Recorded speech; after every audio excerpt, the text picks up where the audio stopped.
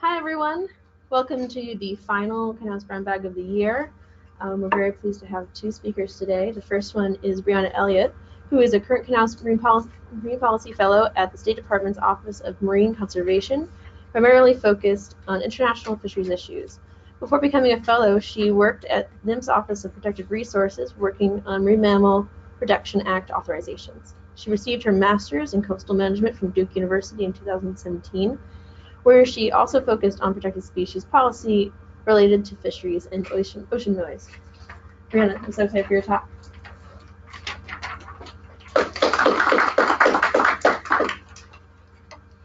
All right, thank you, Emily, and thank you all so much for coming today. I especially appreciate you coming out right before the holidays. So as Emily mentioned, my name is Brianna. I'm a current Knauss Fellow at the Department of State Office of Marine Conservation.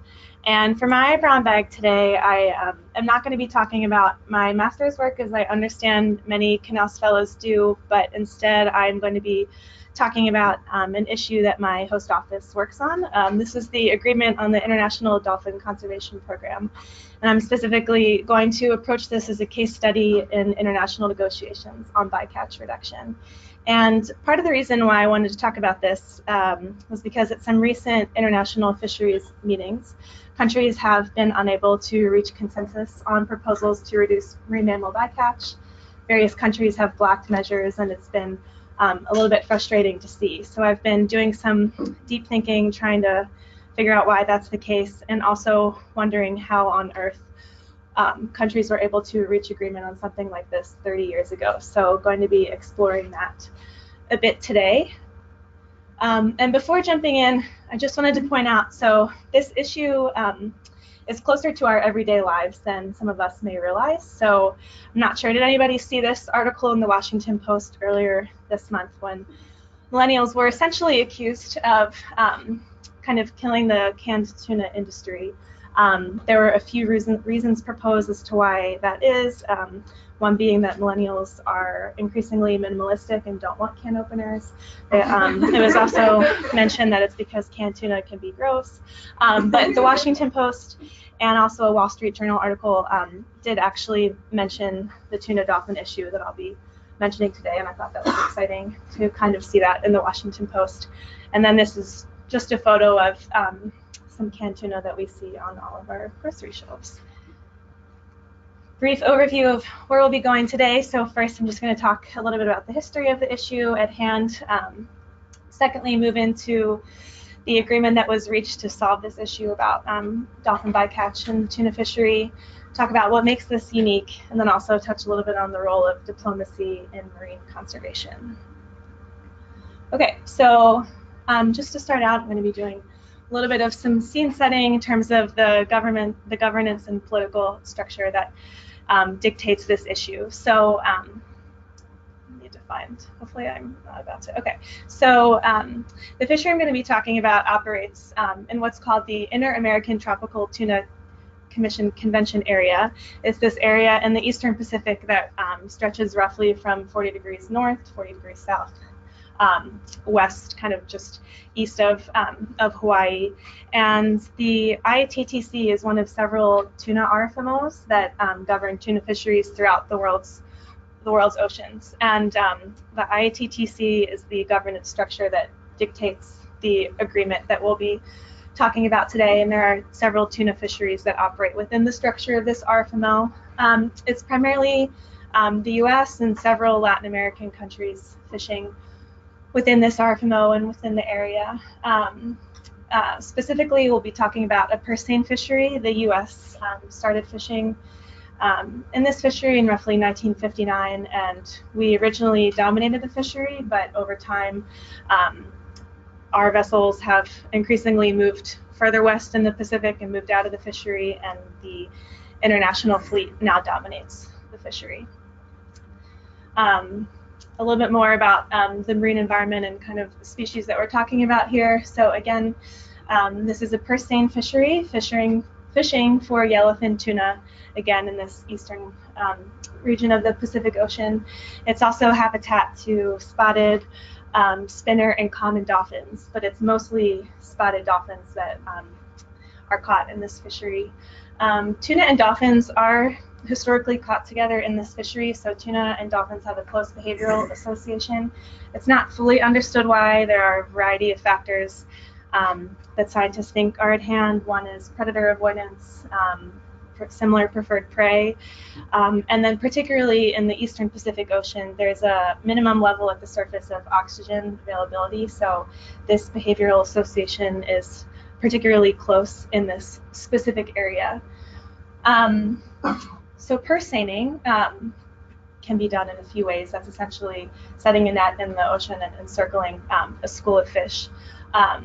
One way is setting a purse seine specifically on a school of fish. Another is log or fad fishing, and then another are doing what are called dolphin setting, which by and large is a speedboat going out searching for a school of dolphins and then setting their net knowing that the tuna and the dolphins are closely associated.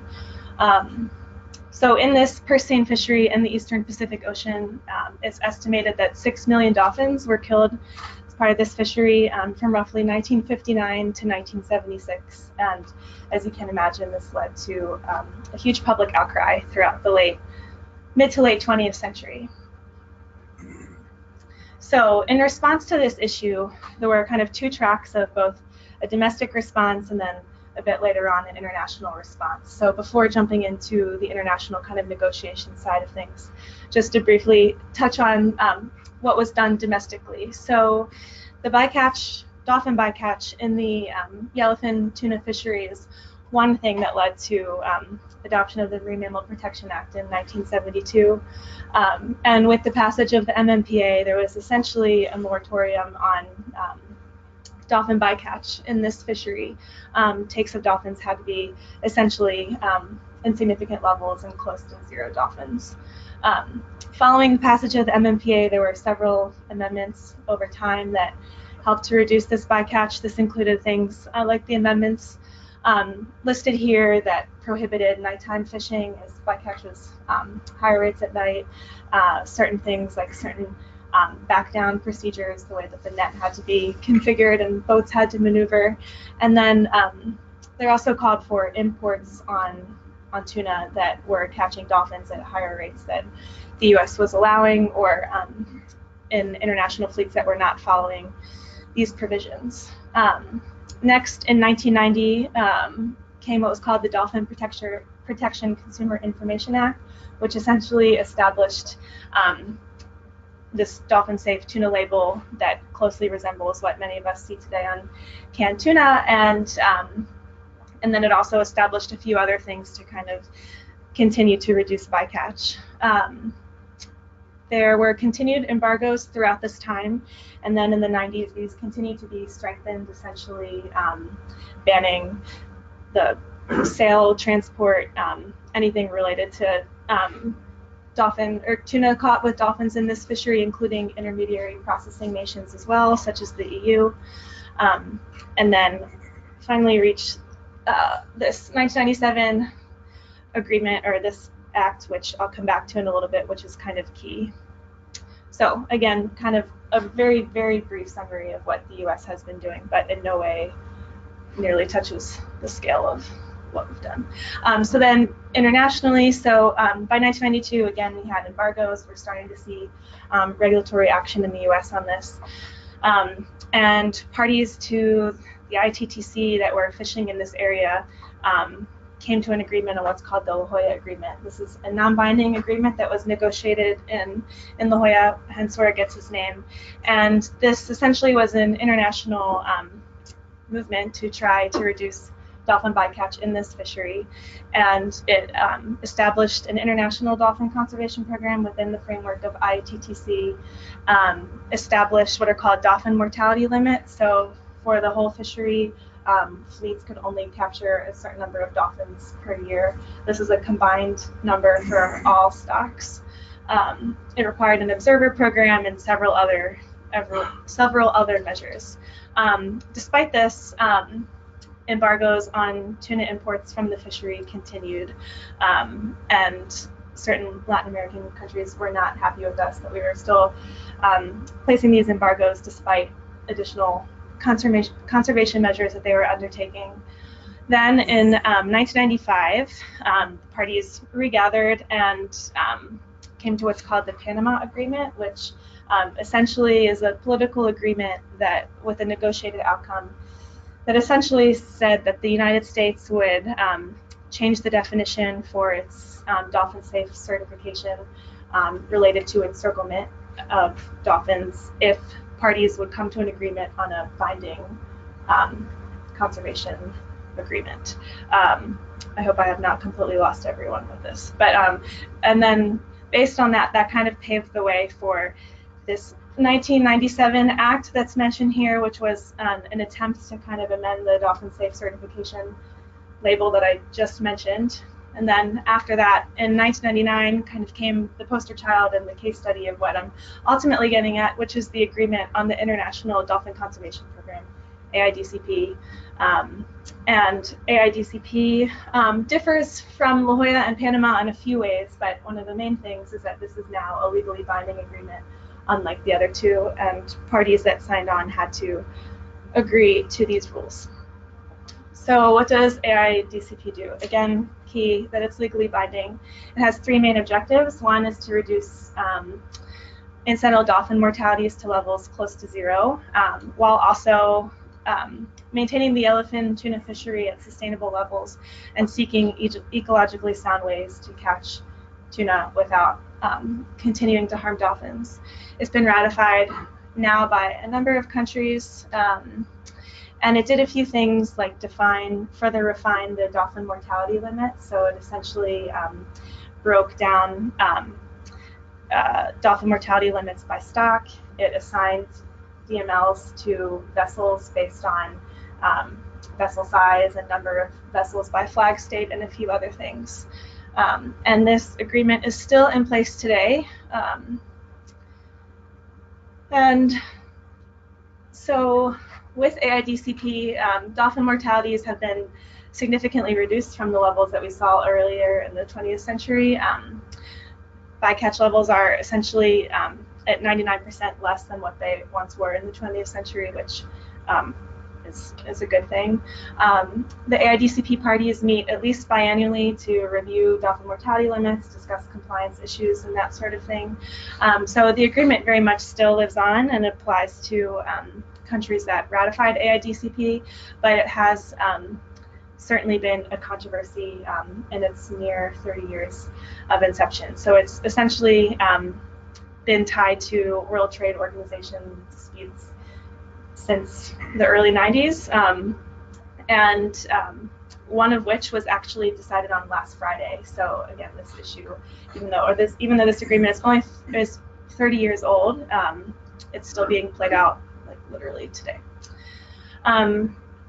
So, and I also just want to mention, I know this text under the WTO case thing looks very small and not the best presentation, but I kind of did that just to show how many WTO cases there are and various disputes, and it's almost impossible to follow unless you're like a WTO junkie, or maybe Mina in the room or something like that who knows this very well. And so just kind of wanted to provide some context on kind of where AIDCP stands in relation to other marine mammal bycatch and other international fora. So on the right is an image of all of the tuna-based RFMOs that govern various tuna fisheries throughout the world's oceans. AITTC is in orange, as you can see. And AITTC is really the only tuna RFMO that has a legally binding marine mammal-focused bycatch program, and I think because of that, that's pretty unique. IOTC, which is the Indian Ocean Tuna Commission, it's kind of in the pink on the left, has some measures that's kind of getting there, and they've undertaken some marine mammal work, but not to the scale of AIDCP. And then there are some other initiatives going on globally, such as the FAO, listed down here at the bottom. The FAO is drafting technical guidelines on reducing marine mammal bycatch. NMFS is in the process of implementing an MMPA import provisions rule and some various other initiatives. But AIDCP still kind of is the poster child of all of this. So in thinking about how 30 years ago how parties were able to reach consensus on something like this. When people first talk about AIDCP, it's often hailed as a success story. So in 2005, for example, AIDCP received an award from the FAO for its unqualified success. That award has been debated by some people on whether the FAO was lobbied by some people for it to actually get that reward. But point is, AIDCP is really unique in terms of global bycatch. So I'm looking at AIDCP as being a successful instrument because parties, one, were able to actually reach consensus, which we don't see a lot today. It's legally binding, so it does stand with a lot of teeth, and it did accomplish what it set out to do, which was significantly reduce dolphin mortalities by a wide margin. Today, in terms of why I personally think it would be challenging to see another AIDCP or something equivalent, are one, politics. That is a very loose term purposely, politics just within RFMOs, in terms of countries, different country relations and that sort of thing, and politics in one RFMO influencing another one. A lot of countries are hesitant to take an action that might be precedent setting for something that they need to do in other international fora. Another issue is, unlike what we saw in AITTC, I can't really think of any fisheries where there are roughly 6 million dolphins being killed, so there isn't necessarily a direct issue to address the way that AIDCP addressed. And then also we still have huge data gaps on marine mammal abundance and distribution throughout the world's oceans. And then the images here, so the top is just the logo for AITTC, and the bottom, this is a AIDCP meeting in La Jolla this past year. So just to summarize quickly, again, I feel like I've said this 10,000 times, but AIDCP was really precedent setting in that it was this legally binding instrument, and really the only legally binding instrument to reduce marine mammal bycatch in the world's oceans. It's extremely complex. I barely scratched the surface, but there are various scientific, diplomacy, economic, trade angles to it, as well as two kind of congruent work streams going on, what we're doing domestically, as well as what's going on internationally. And again, it's can be lauded as a successful international case study, but important to bear in mind some caveats. So again, it's kind of been in and out of the WTO for decades. Mexico does have a conditional MSC certification on its yellowfin tuna fishery, which is kind of interesting that they are able to receive that certification.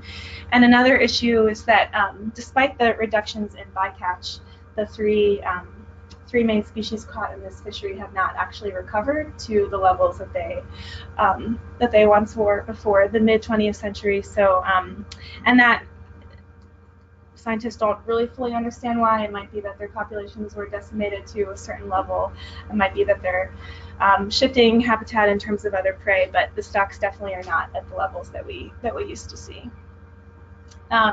So with that, I want to quickly thank my host office for exposing me to this issue and for their hard work that they have done on this agreement for roughly 50 or so years. And with that, I will take questions. Anyone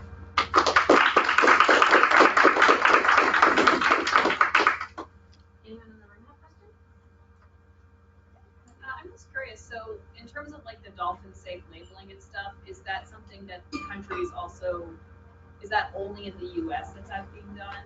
I mean, do other countries like Central and South America label in their country, or is it all just being imported in the US?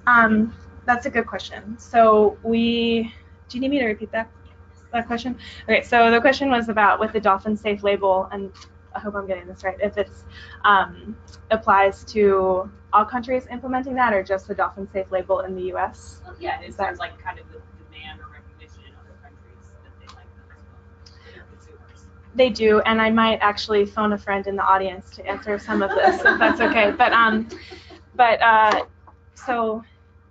So other countries do have their own labels. So the labels that I showed earlier on, so one label is the Department of Commerce's label that was required on the left early on in response to those requirements, and then the one on the right is AIDCP's label that came later on. So so just within like the context of ITTC, there are different labels going on for both our domestic needs and other international requirements, and then yes, in other fisheries worldwide and in other countries there are those same requirements. I'm less familiar with what other countries' requirements are for labels, particularly for tuna imports from other tuna fisheries, but even if you look at canned tuna in other countries, they have various labels as well.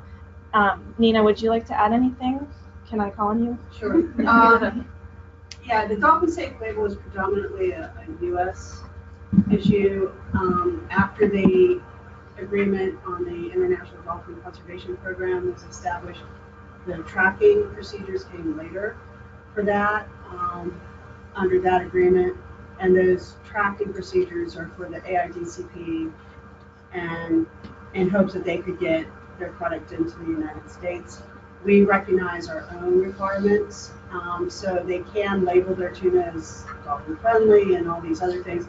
They just can't bring it into the United States with that label because it doesn't adhere to our requirements for dolphin safe. But they can ship it elsewhere within Latin America, and you'll see dolphin friendly labels throughout Mexico and other countries. And then Earth Island has its own independent label as well. Okay, we have a few questions online. The first one is, can you briefly speak on the trade-off of this being a success for dolphins and possibly a failure for other species?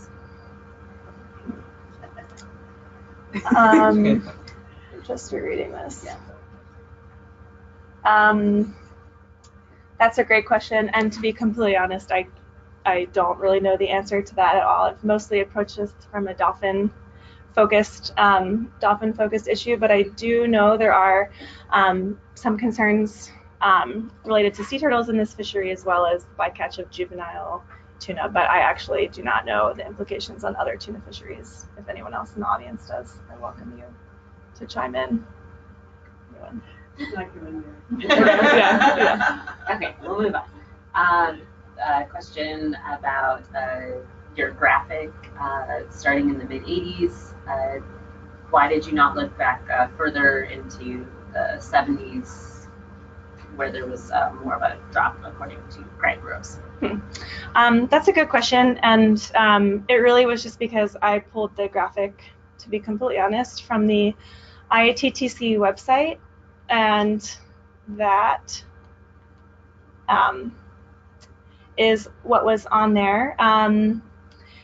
And this was really just a high-level policy approach to this, so I was not calculating any of my own numbers or anything. But and I believe, I don't know why IATTC chose to start that at 1985, but it might just be because that's when it was kind of really picking up traction in IATTC.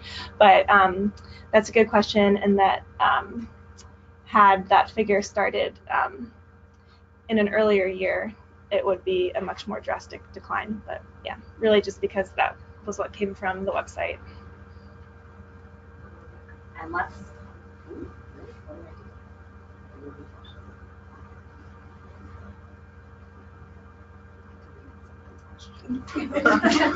If you had a question that I did not answer, please resubmit that.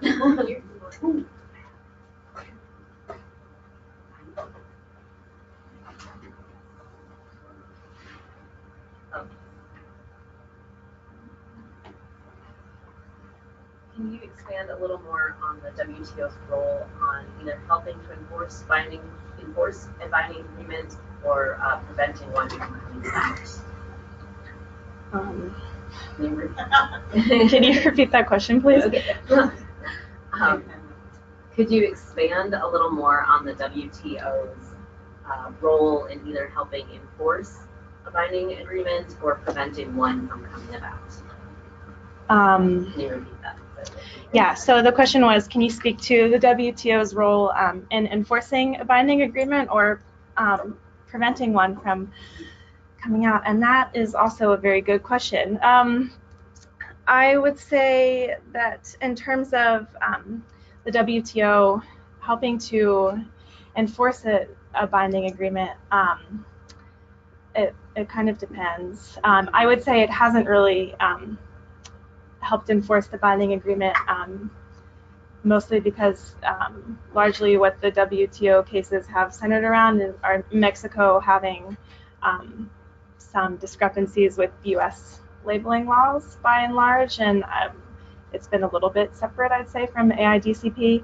And then in terms of prevention, I don't think it prevented a binding agreement from coming about, as the parties were able to reach a binding agreement, but it might have kind of just added some depth to the conversation, or even maybe made it come about sooner in response to kind of needing to address what was coming out of the WTO.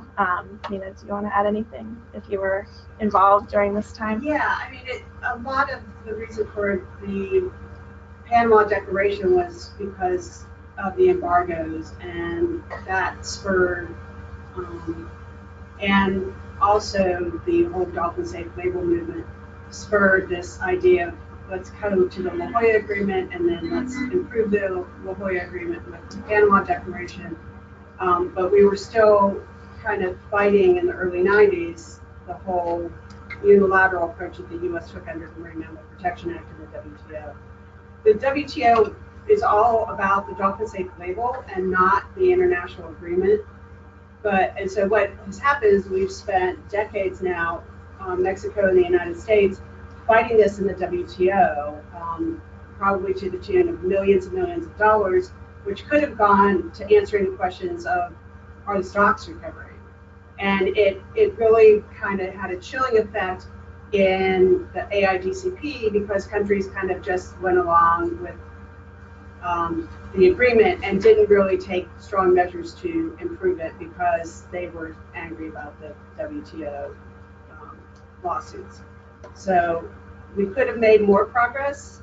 Now that it's over, hopefully that will change the climate, but it really did just kind of go limp along on its own after it was established in the late 90s. Thank you, Nina. Yeah. Thank you so much, Brianna. I don't think we have any more questions. Okay. So, thank you. Okay, thank you, everyone.